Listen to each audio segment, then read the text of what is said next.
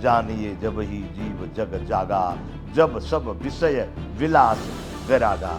बंधुओं, यहां मैं कहना चाह रहा हूं, श्री राम जी विभीषण को वहां युद्ध क्षेत्र में रावण के रथ युद्ध में आने पर बात कर रहे हैं और उनको समझाना चाह रहे। बंधु, ये वार्ताएं मैं इसलिए सुना रहा हूं, मैं अपने देशवासियों को, शासकों को, प्रशासकों को या देश के लोगों को कहना चाहता हूं, क्योंकि वर्तमान में लोग राम जी की बहुत चर्चा कर रहे हैं। राम को भी एक राजनीतिक विषय में लोगों ने ले रखा है।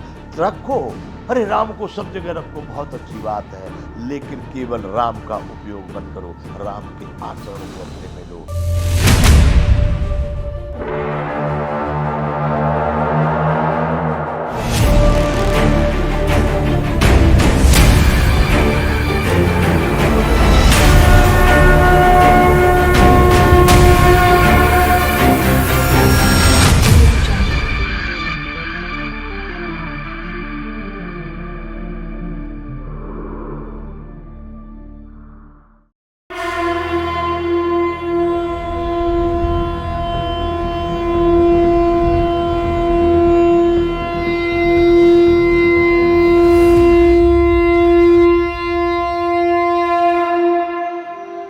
जय विश्व बंधु, भारत गाथा।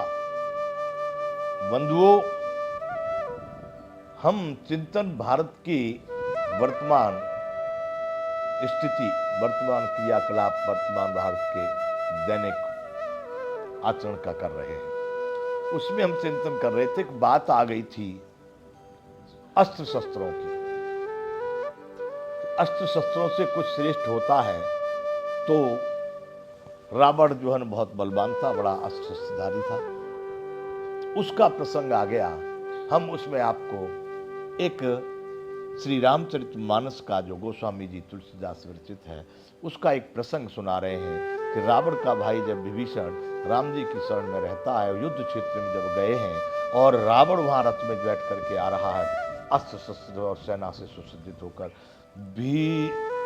विभीषण को मन में भय और चिंता होती है। राम जी के साथ अगाध प्रेम है, तो राम जी से कहता है कि महाराज, इस वीर बलवान रावण को आप कैसे जीतेंगे। वहां का ये प्रसंग चल रहा है, तो उसमें राम जी ने कहा है, सुनो सखा कह कृपा निदाना, जेहि जय होय सो सेंदन आना, सौरज धीरज तेहि रथ चाका, सत्यशील धृण ध्वजा पताका।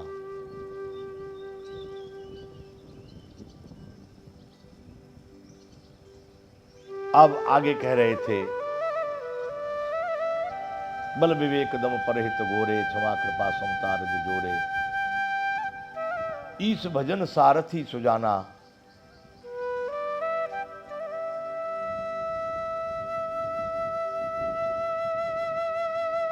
आगे यहां से हम शुरू कर रहे हैं, हम उसमें बताए कि बल विवेक दम परहित घोरे, क्षमा कृपा समता रज जोरे। इन तीन रस्सियों से, क्षमा कृपा और समता की रस्सियों से, वो चार घोड़ों को उस रथ में जोड़ा गया है। ईश भजन सारथी सुजाना, विरति चर्म संतोष कृपाना।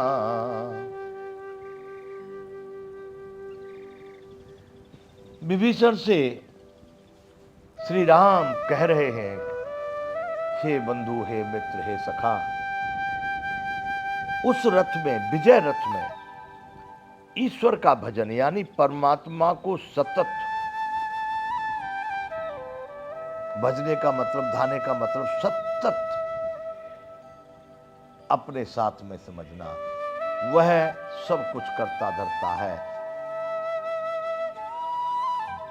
इसलिए उस परमात्मा का भजन ही उस रथ का सुजान यानी ज्ञानवान सारथी है।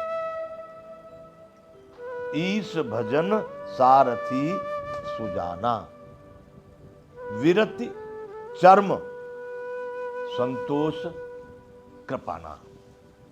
विरत कहा यहां पर वैराग।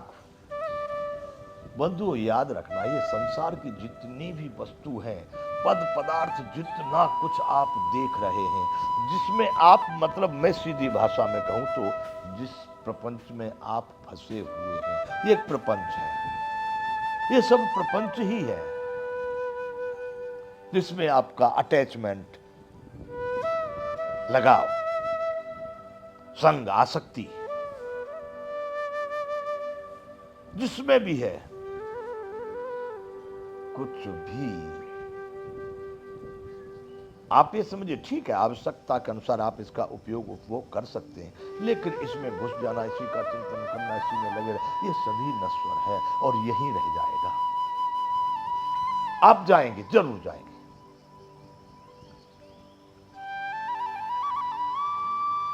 ये केवल उपभोग के लिए है, इसमें घुस जाने के लिए, इसको अपने में घुसा लेने, वहां पर तो राम जी का ही सिंहासन है, वह परमात्मा ही वहां रहना चाहिए।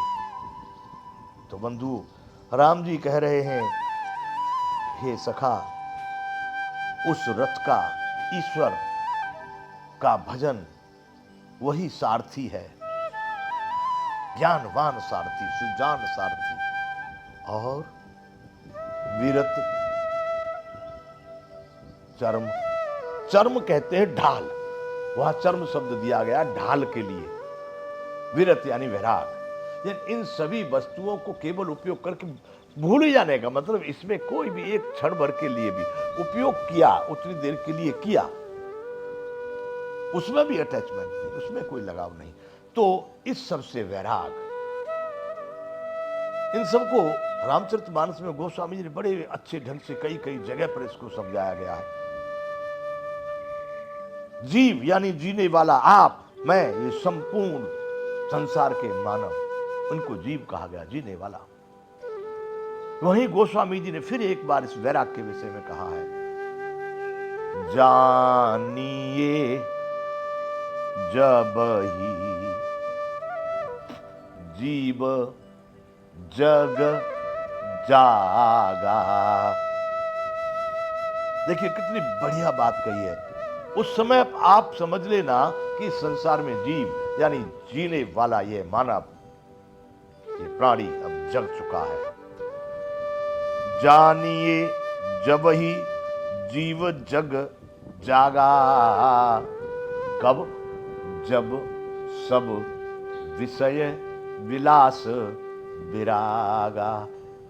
देखिए गोस्वामी जी की बात का अर्थ लगाए हैं तो आप चिंतन कीजिए, कितने यहां पर मानव जगे हैं और कितने सो रहे हैं।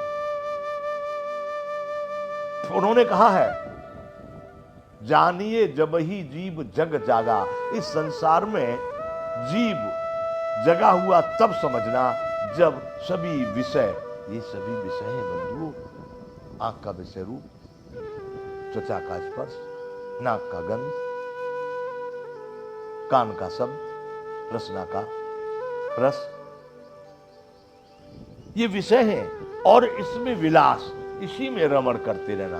मैं बार बार विलासता की बात को बोला हूं, बड़ा भयानक है। इसको दोष ही कहा है, ये गुण नहीं। तो यहां कहे हैं कि जानिए जब ही जीव जग जागा, जब सब विषय विलास विरागा। ये सभी विषय हैं जो भी आप कर रहे, रूप रस स्पर्श गंध शब्द के माध्यम से जो भी आपके समझ में आ रहा है, ये सब विषय हैं। इसमें आने वाली हरी वस्तु भोग कही जाती है। और इन विषय भोगों से जब वैराग हो जाए, वैराग यानी राग रहित, इनसे लगाव खत्म, इनसे उदासीन हो गए, कुछ लेना देना, इनके दोष में भी नहीं पड़ना, गुण में भी नहीं पड़ना, वो बहुत अच्छी चीज नहीं, अच्छी नहीं, वो बहुत बुरी है, ऐसा भी नहीं, कुछ नहीं। वो जैसा जहां है हम अपने में रहेंगे, हम जहां हैं वहां आगे।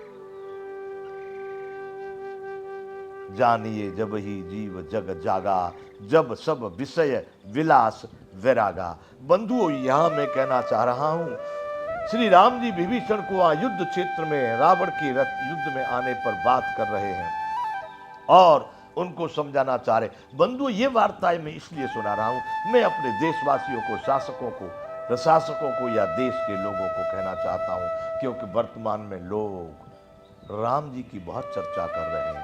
राम को भी एक राजनीतिक विषय में लोगों ने ले रखा है। रखो, अरे राम को सब जगह रखो, बहुत अच्छी बात है, लेकिन केवल राम का उपयोग मत करो, राम के आचरण को अपने में लो। मैं उन देशवासियों को, उन शासकों को, उन सभी महापुरुष या देशवासी प्रजा को कहना चाहता हूं कि जीत, विजय, वो जो गणना कर रहे हैं उनकी नहीं है, विजय रथ यहां राम जी बता रहे हैं। ये बात यहां पर बीच में क्यों लाया हूं, ये राष्ट्र गाथा से ही जोड़ रहा हूं। क्यों कि यदि राष्ट्र को विजयी बनाना है, राष्ट्र को श्रेष्ठ बनाना है, राष्ट्र को सबसे ऊपर ले जाना है, तो राम जी के ये 8 चौपाई का मात्र 8 एक प्रसंग है, और इसको भी हमारे शासक या प्रजा या सेना या जो भी कोई समझ ले बहुत उपयोगी होगा। न समझो तो कोई बात नहीं, लेकिन मैं यहां पर कह रहा हूं राम के मानने वालों को, राम के जानने वालों को, राम का देश है, राम राज्य की कल्पना करने वालों को। ईश भजन सारथी सुजाना, विरत चरम संतोष कृपाना। बंधुओं, इस चर्चा को आगे करेंगे। जय विश्व बंधु।